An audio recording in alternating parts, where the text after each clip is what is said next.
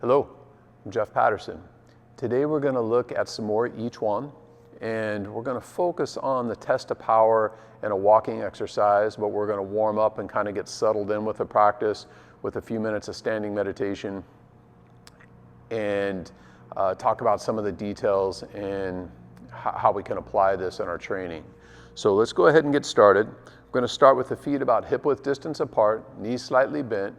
Bring the hands up the abdomen, so the fingertips kind of coming up the belly to the chest, and then we open into that number one standing posture. Softly spread the fingers, bow forward at the waist, lengthen the spine. And we would hang out here, if we were doing this practice, at least 3 to 10 minutes till we start to let go, feel a little bit more rooted, solid in the stance. We'll just hang out for a few breaths here.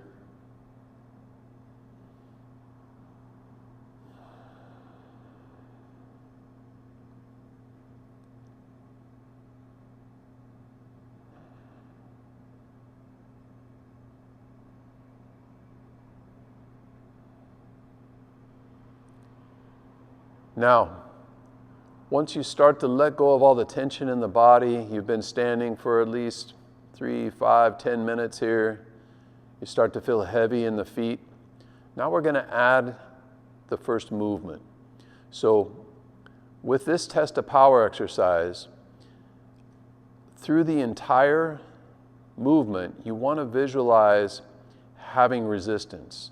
So when I pull my hands back and up, I'm going to visualize I have rubber bands or elastic bands tied to each finger, to my wrist, to my elbows, to my shoulders, down at the floor in front of me, and I'm pulling them, stretching them out. Then when I get up to the top position, now I've got the rubber bands tied to the ceiling, and I'm sitting down, I'm stretching, I'm pushing them down. And then when you go forward, they're tied behind you, and you're shifting and pushing them forward. So in this movement, it's back and up, down, and out.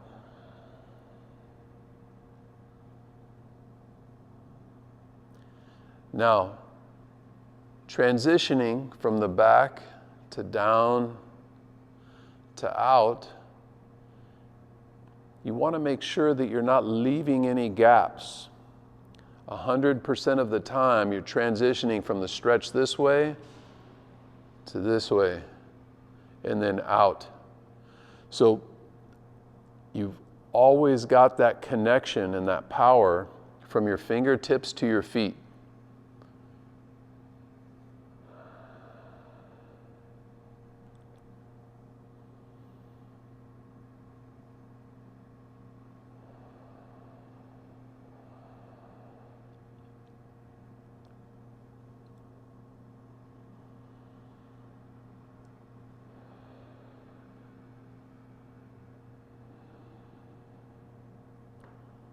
Now, after you've done this, again, at least a few minutes, if you want to go from kind of more of a martial application of this, we can change our stance into a bow stance. And so to do this one here, all I'm going to do is take my horse stance, I'm going to turn my body about 45 degrees, step forward with the left foot. Now my bow stance is facing about 45 degrees to the side, and I shift back as I pull up, sink, and shift forward. Now, I'm kind of over-exaggerating. When I sink, I'm sitting down, right? I'm doing this so you can see it on the video. You don't have to sit down that much. If you can just visualize sinking the energy, the chi in the body, and rooting yourself, you don't really have to be using the legs to go up and down. So back, down, out.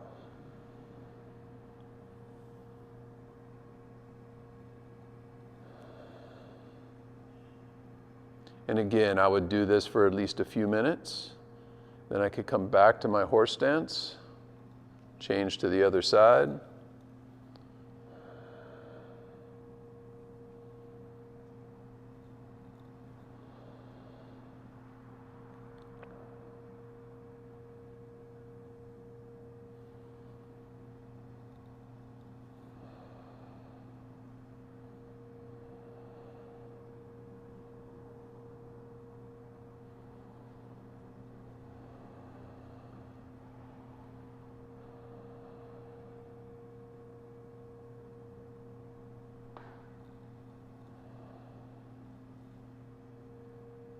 Now, once you've made that connection from the horse stance to the bow stance, and you're feeling that power coming back, settling down, and shifting out, and it's solid, it's a smooth, consistent circle, almost like if you had a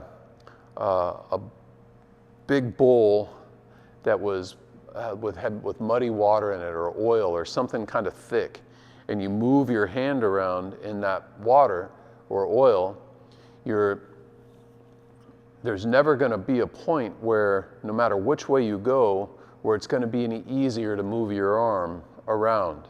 So you want to have that kind of heavy resistance where you have to, you don't move the arm like this. You're using the entire body, the weight shift, the muscles in the legs and the abdomen, in the arms. Everything is working together with the least amount of effort, the least amount of force possible, so you're not like you're lifting weights, to build up the most power possible. So there's a fine line between doing this and doing this. An example would be, I played push hands a lot with Grandmaster Sam Tam, and he's in his 80s, he's about this tall, definitely not physically stronger than me, but when he puts his hands on you, he feels like he's 250 pounds and he's probably 140 pounds or 150 pounds. So the way that he does that, or you do that, is by letting go of all the tension in the body, using your weight transfer so you can feel the body shift, pushing from the floor so you got the energy of the floor coming in, and keeping a good structure. Because if I try to push somebody like this, it's not going to have much power. But if I get behind it and I push like my car ran out of gas and I'm pushing my car, I can have a lot more leverage. So now, once you've made the connection from the standing through some of these simple movements, now we're going to try to keep that connection through the stepping as well. So we're going to start where I'm in a left lead stance, and I'm bringing the hands back, down, and out, just like we did before.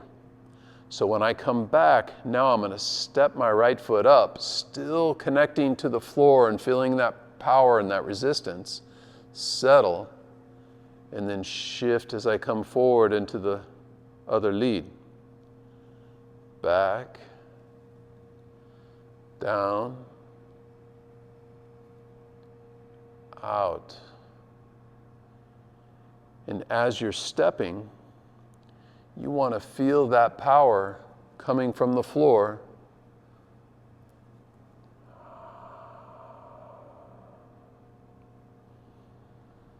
Now you can do this shifting forward, and I can also do stepping to the rear.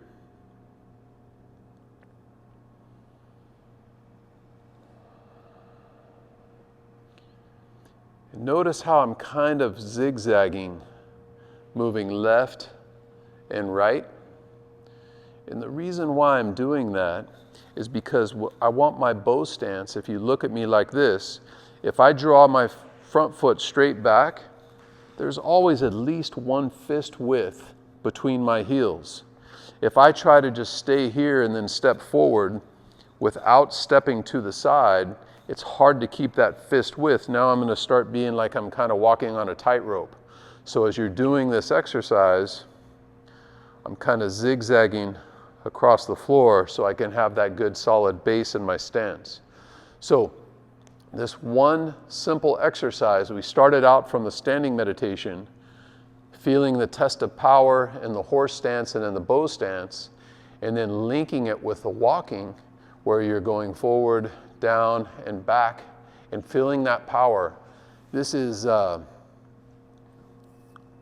great practice to learn how to break down the movement, because when you're doing, for example, Tai Chi or Qigong, and you're going through any of the movements in the form, what I see with a lot of beginner students is they have a real hard connection making this connect with this, and then coming through the movements in whatever form it is that you're doing. So by simplifying it and taking a simple movement like this and feeling how to make that connection from the floor through the legs, through the torso, through the body, with your intent and your focus to be really laser focused in one point, it's a lot easier now to link that concept and that idea into some of these maybe more complicated movements that you might be doing in your Tai Chi form or your Pakwa or your Xing Yi or whatever it is that you're doing.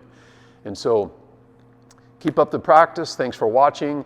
There'll be more coming out. I hope you enjoyed the content, and we will look forward to seeing you soon. Also remember, if you're interested in more depth study of what we're doing here and learning how to build a practice around your lifestyle and what you're doing, check out our Tai Chi Qigong Online College. There'll be a link below the video. Click on that, and we'll look forward to seeing you there. Thanks for watching.